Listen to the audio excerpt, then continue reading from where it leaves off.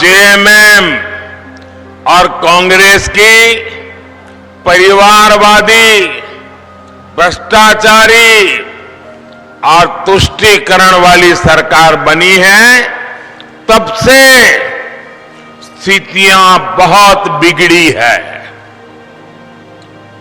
JMM का मतलब हो गया है जम करके खाओ।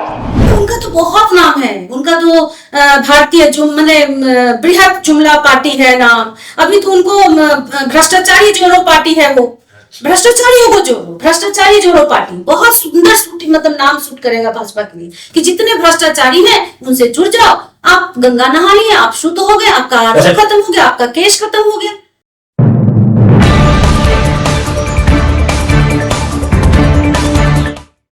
नमस्कार, मैं हूं कुंवर अभिषेक सिंह, हाजिर हूं आपके बीच कुछ खास राजनीतिक मुद्दों पर चर्चा करने के लिए। और आज की मेहमान हैं धनबाद से जेएमएम की नेत्री, जेएमएम के प्रदेश कार्य समिति के सदस्य, साथ ही मीडिया पैनलिस्ट के सदस्य भी हैं, डॉक्टर नीलम मिश्रा।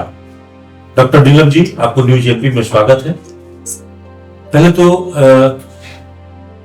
1 मार्च को आपने देखा होगा कि प्रधानमंत्री नरेंद्र मोदी धनबाद आए थे। हर्ल का उन्होंने उद्घाटन किया, जनसभा भी उन्होंने किया है, विजय संकल्प रैली बरबट्टा के एयरपोर्ट पे, जहां पे उनकी जनसभा हुई। उस जनसभा में आपको याद होगा कि 2-3 बातें उन्होंने बड़ी प्रमुखता से कहा। एक तो उनकी नई घोषणा चल रही है, वो ये है कि वो हर काम के लिए मोदी की गारंटी, एक नया नारा दिया है, मोदी की गारंटी। 1 बार 2 बार नहीं, 13 बार उन्होंने चर्चा की है मोदी की गारंटी। दूसरा उन्होंने जो महत्वपूर्ण बातें कही वो है कि आपकी पार्टी का नया नामकरण किया। इस बार धनबाद में आपके पार्टी जेएमएम का नाम उन्होंने कहा कि जम कर खाओ पार्टी है ये। पहले तो आपका जवाब होना चाहिए। सबसे पहले तो देखिए, आपके चैनल के माध्यम से मैं ये कहूंगी कि ये धनबाद का सौभाग्य था कि हमारे प्रधानमंत्री जी धनबाद आए थे और धनबाद में उनका भव्य स्वागत भी हुआ, होना भी चाहिए था क्योंकि हमारे देश के प्रधानमंत्री हैं। लेकिन एक प्रधानमंत्री होने के नाते तकलीफ तो हम लोग को वहां लगा कि उन्होंने वो प्रधानमंत्री का पद, प्रधानमंत्री का गरिमा को बचा नहीं पाए। इतना नीचे कैसे गिर गए?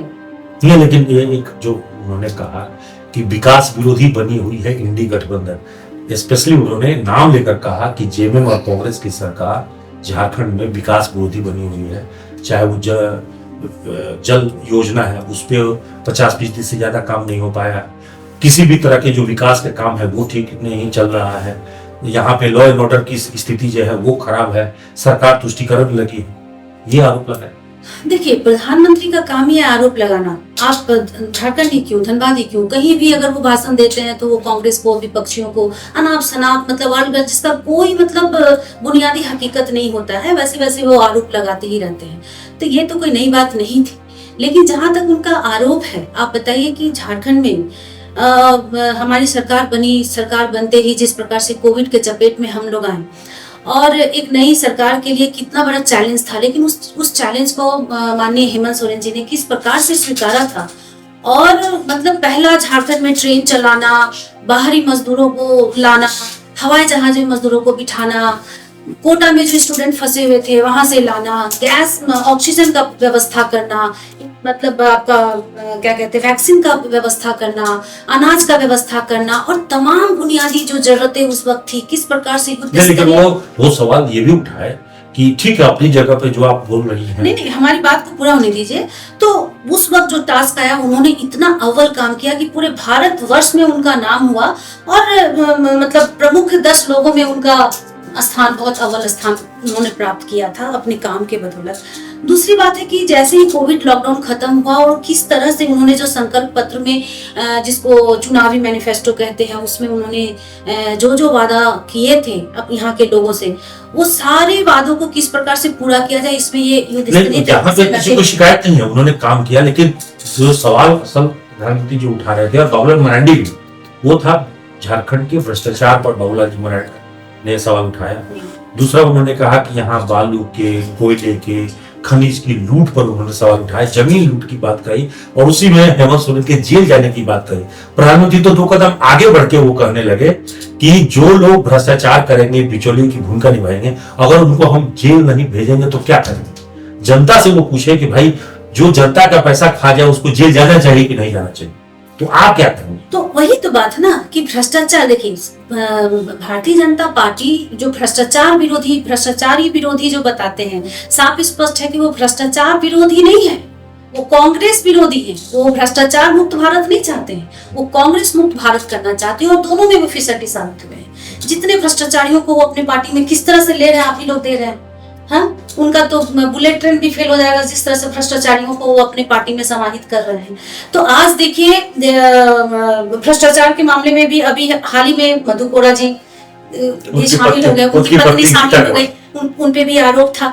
आप अशोक चौहान को देखिए, अभी हाल ही की बात है, पिछला तो छोड़ दीजिए कि अजीत कौन है, अजीत पवार है, उसके बाद आपका बंगाल के वो शुभेंदु अधिकारी हो गए, उसके बाद आपका छगन भुजबल हो गए, कितने तमाम भ्रष्टाचारियों को, आपका हेमंता बिश्वा शर्मा हो गए, आप सिर्फ पद पे ही पार्टी में ही शामिल नहीं कर रहे हैं, आप उनको अच्छे अच्छे पद दे रहे हैं, मंत्री बना रहे हैं, गीता कोड़ा को तो टिकट भी दिया गया, टिकट भी दिया। तो आप देखिए कि ये भ्रष्टाचार मुक्त या भ्रष्टाचार के बारे में अगर ये लोग बात करें तो ये हास्यास्पद नहीं है क्या? तो मतलब आपका कहना है कि ईडी, सीबीआई, आईटी जो है सिर्फ विरोधियों की है? बिल्कुल है, वो दिख रहा है।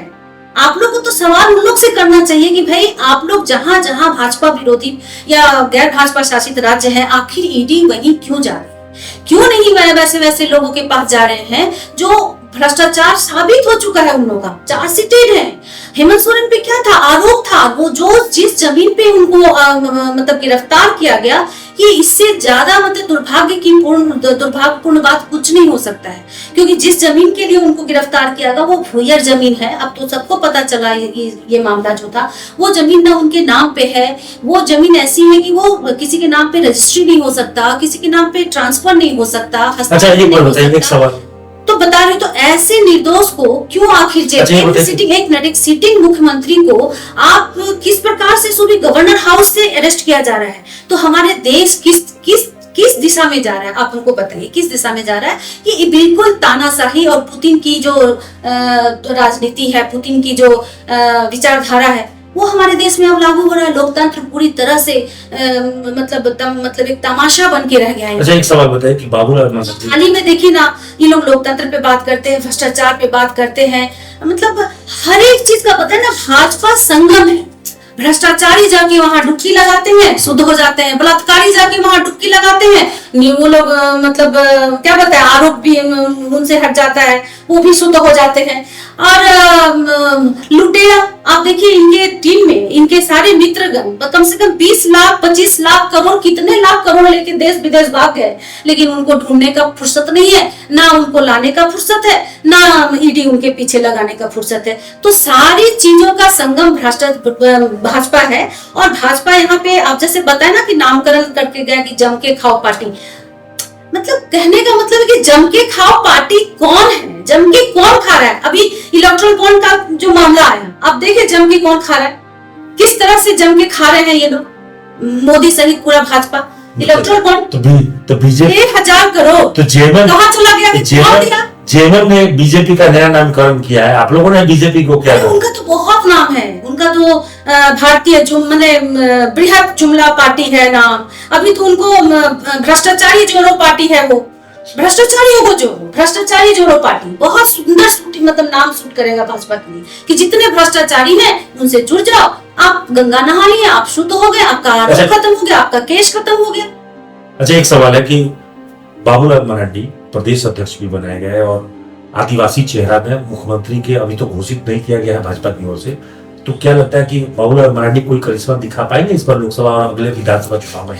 देखिए, हम तो यही कहेंगे, हम भाजपा को तो नसीहत देंगे कि अगर आप बाबूलाल मरांडी को सामने लाइएगा तो जो भी बचा खुचा अस्तित्व झारखंड में भाजपा का है, वो बाबूलाल जी लेके डूब जाएंगे। जिस तरह से जेवीएम को डूबा, आप बाबूलाल पे भरोसा करते हैं? बताइए, बाबूलाल तो भाजपा में ही थे ना, पहले कहाँ थे वो? भाजपा में थे। आखिर भाजपा उनको क्यों लताड़ा, आखिर उनको भाजपा क्यों छोड़ना पड़ा? भाजपा छोड़ के 14 साल बाद वापस आ भी गए, ये अलग बात है। वही बात है ना, एक जमाने में कुतुब मीनार से कूदने की दुहाई दे रहे हैं। वही मैं बोल रही हूँ कि जिनको ना अपनी बातों पे भरोसा है, जिनको ना अपने व्यक्तित्व पे भरोसा है, जिनको ना अपने उनका ना कोई विजन है, उनका ना कोई सोच है, उनका ना कोई विचारधारा है।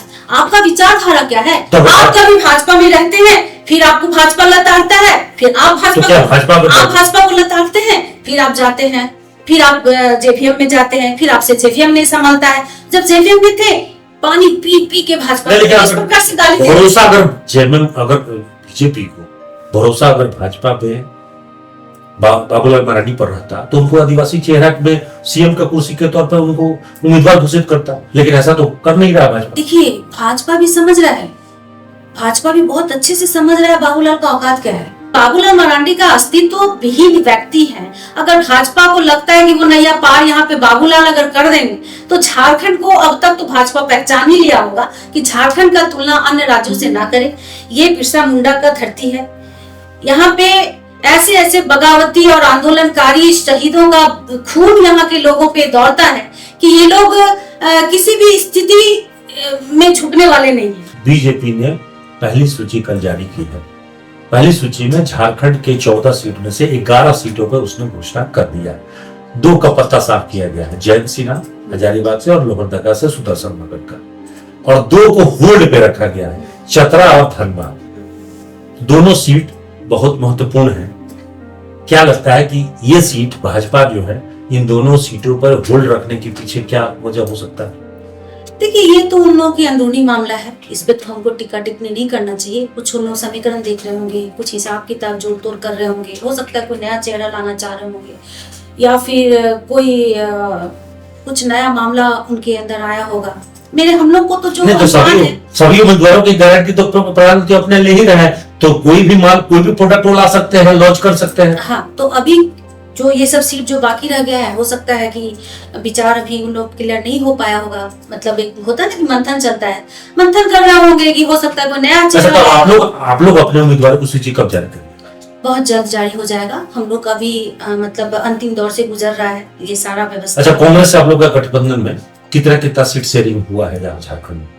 देखिए अभी उसमें भी मुहर नहीं लगा है। हम लोग जैसे कि 5 सीट के लिए डिमांड कर रहे हैं, तो कांग्रेस अब वहां पे कहां तक राजी होता है, क्या होता है, वो देखने वाली बात होगी। इसलिए इसमें भी अभी हम पहले फॉर्मूला बना था 7-7 का कि 7-7 दोनों बांट लेंगे, लेकिन उसमें से 2 सीट देना पड़ रहा है अपने सहयोगी दल आरजेडी को भी और दूसरे से। बिल्कुल, देखिए गठबंधन में जब रहते हैं तो गठबंधन का एक नियम होता है, उस नियम के तहत हम लोग को चलना पड़ता है और उसको फॉलो करते हैं। वो 2 सीट जो है वो दोनों सीट में से कांग्रेस और जेएमएम दोनों एक सीट देंगे, वामपंथी 1 सीट वामपंथियों को देंगे और 1 सीट आरजेडी को देंगे। तो दोनों अगर हित साथ देते तो सबकी बराबर हो जाएगी। जी बिल्कुल, लेकिन मैं तो बार बार यही कहूंगी कि अभी इस पे हम चर्चा नहीं कर सकते हैं, क्योंकि ये पार्टी तय करती है।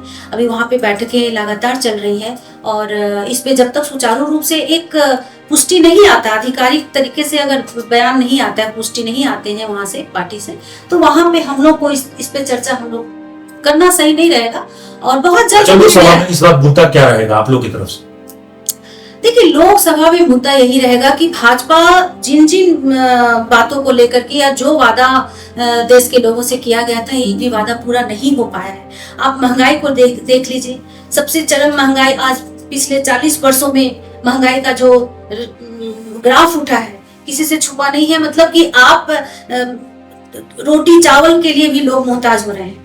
आप बेरोजगारी देखिए चरम पे है, मतलब रिकॉर्ड तोड़ बेरोजगारी। आपने कहा था 2 करोड़ नौकरियां देंगे, आप नौकरी में युवाओं को ठगने का काम किए। आप कहे थे कि महिला सशक्त होगी, बेटी पढ़ाओ बेटी बचाओ बेटी पढ़ाओ का नारा लेकर के आए थे। आज देखिए बेटियां किस तरह से प्रताड़ित की जा रही है, दिन दहाड़े बेटियों के साथ। सवाल तो आप लोग से भी है कि आपके स्टेट में अगर स्टेट बता रही हूँ, तो आपने देखा होगा कि विदेशी महिला के साथ यहाँ भी दुष्कर्म की घटना हुई, तो आप लोग भी तो कहीं ना कहीं महिलाओं की सुरक्षा की बात हो या लॉ एंड ऑर्डर की बात हो, उसपे लगातार जो है प्रधानमंत्री भी घेर रहे हैं कि भाई लॉ एंड ऑर्डर झारखंड की ठीक। देखिए यही दुख की बात है, महिलाओं के साथ कहीं भी इस तरह की घटना घटती है ना तो बहुत दिल को दहलाता है, बहुत निंदनीय है। ऐसी घटना नहीं घटनी चाहिए, और अगर घटा भी है तो हम लोग भाजपा नहीं है। तो दुर्गा की घटना तो निंदनीय है और साथ साथ उसमें कार्रवाई होनी चाहिए। बिल्कुल हो रही है कार्रवाई, जांच भी हो रही है, पुलिस भी अपने मतलब तीव्र गति से उस पे काम कर रहा है। कई लोग तो अरेस्ट भी हो गए हैं और उनको सख्त से सख्त सजा भी मिलेगा। 1 मार्च को जब आए थे तो उनसे अपेक्षा थी लोगों की कि कुछ घोषणा होगी, बड़ी घोषणा। उसमें लोगों को अपेक्षा थी कि एयरपोर्ट का मुद्दा हो, एम्स का मुद्दा हो या इस क्षेत्रों में विकास का कोई बड़ी परियोजना, हाँ। हल के साथ साथ उन्होंने 36,000 करोड़ की योजनाओं का यहाँ पे रेलवे से जुड़ी प्रोजेक्ट का शिलान्यास किया है और हल का तो उद्घाटन ही किया जो करीब 9,000 करोड़ का है। लेकिन इसके अलावा भी लोगों की इच्छा थी कि कुछ बड़ा घोषणा प्रधानमंत्री जी करेंगे। जी बिल्कुल, धनबाद की जनता टकटकी लगा के देख बैठी थी, हम लोग भी थे कि हो सकता है कि धनबाद के लिए कुछ ऐसा सौगात दे दे कि हम लोग खुद अचंभित हो जाए, लेकिन ऐसा नहीं। एयरपोर्ट पर तो था। बिल्कुल बिल्कुल, देखिए धनबाद से एयरपोर्ट का चला देवघर को मिला, इसके पहले एम्स देवघर चला गया, एयरपोर्ट देवघर चला गया। सबसे दुर्भाग्यपूर्ण बात तो ये है कि SBI बैंक का हेडक्वार्टर देवघर चला गया, तो आखिर धनबाद में बचा क्या? सबसे दुर्भाग्यपूर्ण बात तो ये है कि आज धनबाद में 6 विधानसभा है। 6 विधानसभा में आप देखिएगा 4 विधानसभा भाजपा के हाथ में है। बागमारा में ढुलू महतो है, धनबाद में राज सिन्हा है, वहाँ पे इंद्रजीत महतो है, क्या बोलते हैं सिंदरी में, निरसा में अपर्णा सेन गुप्ता है। विधायक छोड़ दीजिए, सांसद हमारे पशुपतिनाथ जी भाजपा के हैं, मेयर भी हमारे भाजपा के ही थे। तो इतने भाजपाइयों के रहते अगर धनबाद की ये दुर्गति है, मतलब बीमारू राज्य अगर बनाया गया धनबाद को, तो इसका पूरा श्रेय इन भाजपाइयों को जाता है। हमको तो समझ में बीमारू शहर बन गया क्योंकि औद्योगिक विकास में जो आगे बढ़ना चाहिए तो वो नहीं बना। आज देखिए ना, मोदी जी जिस हल को उद्घाटन करने आए थे 1951-52 में, इसको भी नेहरू जी ही स्थापित किए थे। आज आपने नेहरू जी का बनाया हुआ हल को ही आपने उद्घाटन करने आया, तो आपका तो सवाल वहां तो बंद हो गई थी। नहीं, आपका सवाल तो वहां पब्लिक तो जानती है ना भाई कि नेहरू जी बनाए थे, जिसके कारण 2002 में वाजपेयी जी उसको बंद करवा दिए। क्यों बंद करवाए? क्या बहाना बनाया कि भाई ये लॉस की, घाटे की प्रोजेक्ट है। तो घाटे की प्रोजेक्ट आप इतने बड़े खुद को विश्वगुरु बोलते हो और आप एक चलता फिरता कारखाना को आप बीमारू बना करके, घाटे की बना करके आप मिनटों में बंद कर देते हैं। क्या आप में वो ताकत नहीं था कि इसको आप फिर से सुचारू रूप से आप चला लें, उसको नवीनीकरण करें? हाँ, अब उसको बंद करवा दिए। मेन मुद्दा था कि नेहरू का बनाया हुआ इसको बंद करो। अरे आप नेहरू और गांधी फैमिली से कहां भागोगे? आज आपको आके उसी को उद्घाटन करना पड़ा। आप जिस बड़बड्डा पे आके भाषण दे करके गए ना, वो भी नेहरू का ही बनाया हुआ था। आप जिस हेलीकॉप्टर से आप आए ना, जिस एरोप्लेन से आप आए ना, वो भी गांधी फैमिली का ही बनाया हुआ था। और जिस टीवी को आप यूज करते हैं अपने प्रचार प्रसार के लिए, ये भी टीवी गांधी फैमिली का ही लाया हुआ। राजीव गांधी के टाइम में आप लोगों को मालूम होगा दूरसंचार और टीवी आया था। मोबाइल कांग्रेस का लाया हुआ है। तो आप कहां भागोगे? कहां भागोगे? कांग्रेस और गांधी फैमिली आपका पीछा नहीं छोड़ सकता। तो इसका मतलब है कि बीजेपी का मतलब अब सिर्फ मोदी हो गया। बीजेपी बिल्कुल मोदी है। क्या रह गया बीजेपी में? आप बताइए ना भाई। ट्रेन चलाते हैं तो झंडा दिखाते हैं मोदी जी, क्यों? रेलवे मंत्री नहीं है क्या?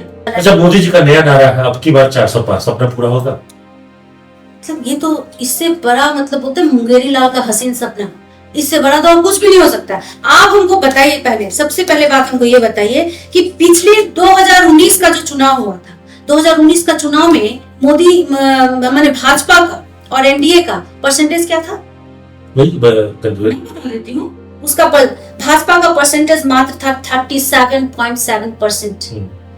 37.7% वोट सिर्फ भाजपा का, और अगर एनडीए गठबंधन को पूरा अगर ले ले तो मात्र 45%। तो जो मोदी लहर में 50% क्रॉस नहीं कर सकता है, वो आज बता रहा है कि हम 400 पार करेंगे। तो ये मुंगेरी लाल का हसीन सपना, अब इसका कोई इलाज नहीं है। हम तो यही कहेंगे कि इन लोगों का बहुत राम मंदिर कम आएगा। नहीं भाई, राम मंदिर देखिए, राम मंदिर आस्था का विषय है। हम लोग भी राम भक्त हैं, हमारे घर में भी पूजा होती है। हम लोग भी घर में पूजा करके सिंदूर टीका लगा के भगवान के चरण में अपना सर झुका करके हम लोग घर से निकलते हैं। लेकिन राम मंदिर होना सौभाग्य की बात है, बहुत अच्छी बात है। ये हमारी देश का बहुत बड़ा सम्मान और हमारी मर्यादा पुरुषोत्तम श्री राम का मंदिर बनना बहुत बड़ी बात है। लेकिन आप मंदिर को आप चुनावी मुद्दा नहीं बना सकते हैं। मंदिर, पूजा पाठ, आस्था राजनीति से बिल्कुल अलग होना चाहिए। कभी भी आस्था किसी में भी हो सकता है। हमारी आस्था यहाँ पर एक पत्थर को पूजने में भी हो सकता है। हमारी आस्था एक पीपल के गाछ में। कि राम जी बेड़ा पार लगाए। हाँ, तो अगर राम जी बेड़ा पार लगा दे तो हम लोग भी देखेंगे भाई कि राम जी सिर्फ आपके हैं कि राम जी हमारे तीर धनुष के हैं। हमारा पार्टी का जो चिन्ह है ना, वो तीर धनुष है, हम लोग के पास है। और उसी धनुष से किस बार मैंने इस प्रकार से इनको इस बार झारखंड से उड़ाया, मैंने पूरे देश से उड़ाएंगे हम लोग, वो तो देखने वाली बात होगी। और जहां तक बात, और एक इम्पोर्टेंट बात बता दे रहे हैं, ये जो बात करते ना 400 पार। आप बताइए 37.7%। हम लोग को सबको मालूम है कि मैट्रिक के एग्जाम में 30% पास मार्क्स होता है जी होता है ना। तो ये पास मार्क्स वाले व्यक्ति जो फर्स्ट डिवीजन नहीं ला पाए, जो 60% नहीं ला पाए, जो 80% नहीं ला पाए, 30% में आकर के रुक गए और आज वो डिस्टिंक्शन की बात करते हैं, आज वो 400 पार की बात करते हैं। तो ये हास्यास्पद बात है। जिस प्रकार का बयानबाजी कर रहे थे, आप बताइए ना, खाओ पकाओ पार्टी, ये सब प्रधानमंत्री के मुंह से शोभा देता है। भ्रष्टाचार तो परिवारवाद तो वंशवाद, अरे कुछ तो नया बोलो भाई, कुछ तो नया बोलो। आज 14 साल से 2014 से ही आपका ये भाषण सुन सुन के लोगों का कान पक गया है, ठीक है। तो नया बोलिए, नया चीज लाइए। प्रधानमंत्री ने जितना हमला किया उसका जवाब आपने पूरी तैयारी लेकिन मैं और एक जवाब देती हूँ, और एक बात मैं और बोलना चाहूंगी। ये भाजपा वाले जो हमेशा परिवारवाद और वंशवाद का बात करते हैं, आपको नहीं लगता है कि ये तर्कहीन है? कहीं लगता है, वो भी मैं बता देती हूँ बहुत अच्छे से। देखिए, हमारा देश संविधान से चलता है, हमारा देश लोकतांत्रिक देश है। विश्व का सबसे बड़ा लोकतांत्रिक देश हमारा भारत है। और हमारे भारत देश में एक एक नागरिक को, जिनके पास वोटर आईडी कार्ड है ना, हर एक आदमी को चुनाव लड़ने का हक और अधिकार है। और हर एक आदमी को एक चपरासी से राष्ट्रपति तक बनने का हक और अधिकार है। अगर हम किसी राजनीतिक पार्टी से बिलोंग करते हैं तो, और हमें अगर राजनीतिक हुनर है, अगर हम राजनीति में अपने आप को सटीक पाते हैं खुद को, और हमको लगता है कि राजनीति हम अच्छे से कर पाएंगे, अपने राज्य के विकास के लिए, अपने देश के विकास के लिए हम भली भांति हम काम कर सकते हैं, तो क्यों नहीं हम चुनाव लड़ेंगे? जब हमको संविधान अधिकार दिया है, जब हमको हमारे लोकतांत्रिक व्यवस्था हमको जब ये अधिकार दिया है कि इस देश का हर एक नागरिक चुनाव लड़ सकता है, तो एक राजनीतिक पार्टी से जुड़े व्यक्ति के घर के वंश या बेटा या बहू या बेटी क्यों नहीं चुनाव लड़ सकती है? पहली बात। दूसरी बात, जो ये लोग परिवारवाद और वंशवाद जो बोलते हैं, ये कहाँ चलता है कि रातों रात, जैसे शिबू सोरेन और हेमंत सोरेन के बारे में, सोरेन परिवार का तो इन लोगों को आतंक बना हुआ है। सबसे बड़ी बात है कि झारखंड में इन लोगों को सोरेन फैमिली का फोबिया है, ठीक है, वो फोबिया इन लोगों में दिखता है। तो परिवारवाद कहाँ होता है, वंशवाद कहाँ होता है कि शिबू सोरेन आए, जैसे मोदी जी रात 8 बजे आकर के आज रात 12 बजे से 500,000 की नोट बंद हो गई, 8 बजे घोषणा कर दिए थे ना। उसी तरह से शिबू सोरेन आते रेडियो पे या टीवी पे बोल देते कि आज के बाद आज रात 12 बजे से यहाँ के मुख्यमंत्री हेमंत सोरेन है। तो होता है परिवारवाद, वंशवाद। अरे भाई, हेमंत सोरेन हो या कोई भी हो, सीता सोरेन हो या बसंत सोरेन हो या कोई भी सोरेन फैमिली हो, चुनाव लड़के आते हैं, जनता के बीच जाते हैं, अपने वोट मांगते हैं जनता के बीच जाकर के। और इस बार तो आप लोग जानते हैं कि हेमंत सोरेन जी एक नहीं 2 विधानसभा जीते थे, दुमका से भी जीते थे, बरहेट से भी जीते थे। तो इतना बड़ा बहुमत लेकर के, जनमत लेकर के जो इंसान जीत करके आता है और जीतने के बाद विधायक दल उनको अपना दल का नेता चुनता है, तो इतने सारे चुनावी प्रक्रिया से जुड़ करके लड़ करके जो आकर के मुख्यमंत्री बनता है, उसको अगर ये परिवारवाद और वंशवाद बोले तो इन लोग जैसा मूर्ख कौन है? चलिए, आगे भी लोकसभा चुनाव तो अभी शुरू ही हो रही है, अभी तो आधिकारिक घोषणा बाकी है। आगे भी आपसे चर्चा होती रहेगी। आपके पास पूरी प्रधानमंत्री के खिलाफ और भाजपा के खिलाफ बोलने के लिए बहुत सारे मटेरियल पड़े हुए हैं। हम आगे भी आपसे चर्चा करेंगे। अभी आप सुन रहे थे डॉक्टर नीलम मिश्रा को, जो जेएमएम के मीडिया पैनलिस्ट भी हैं और प्रदेश कार्य समिति के सदस्य भी हैं। और आपने देखा होगा कि लगातार अपनी बेबाकी से भाजपा पर न सिर्फ हमला कर रही है, बल्कि उनके तमाम आरोपों का जवाब भी दे रही है, पलटवार भी कर रही है, और आगे भी ये पलटवार करती रहेंगी। तो अब देखना है, क्योंकि मुकाबला बहुत ही दिलचस्प होने वाला है। लोकसभा चुनाव यहाँ कांटे की टक्कर होने वाली है और 14 सीट पर यहाँ कांटे की टक्कर बनी हुई है। यही कारण है कि इस वक्त में भाजपा भी जो है एक एक सीट पर उम्मीदवारी की तय करने से पहले सोच समझकर फैसला ले रही है। और बहुत सारी चीजें अभी भी, जैसे धनबाद और चतरा का सीट पेंडिंग पड़ा हुआ है। 11 सीटों पर अभी तक घोषणा हुई है और गिरिडीह सीट जो है वो आंसू के खाते में गई है। तो आगे जेएमएम और कांग्रेस का जो गठबंधन है, आरजेडी का जो गठबंधन है, इंडिया गठबंधन, वो भी अपनी उम्मीदवारों की सूची जारी करेगी, तब पता चलेगा कि कौन सा सीट पर कौन उम्मीदवार लड़ाई लड़ रहे हैं। फिलहाल तो जेएमएम की जो प्रवक्ता है नीलम मिश्रा जी, वो सीधे तौर पर प्रधानमंत्री के आरोपों का जवाब दे रही थी, जो उन्होंने पिछले दिनों 1 मार्च को धनबाद की जनसभा में हमला किया था, बोला था और सीधे तौर पर जेएमएम पर आरोप लगाए थे। आज के लिए बस इतना ही। सहयोगी नीतीश के साथ Kunwar Abhishek Singh, news 8 Dhanbad. Ashrafi cancer institute, सभी सुविधाओं से परिपूर्ण कैंसर चिकित्सा का एकमात्र विश्वसनीय प्रतिष्ठान अब धनबाद में। एक ही छत के नीचे सभी प्रकार का इलाज जैसे अत्याधुनिक रेडियोथेरेपी मशीन, साथ में पेट स्कैन, मेमोग्राफी और अन्य सभी प्रकार की जांच की सुविधाएं उपलब्ध। वही तरीका वही इलाज अब अशरफी कैंसर इंस्टीट्यूट धनबाद में।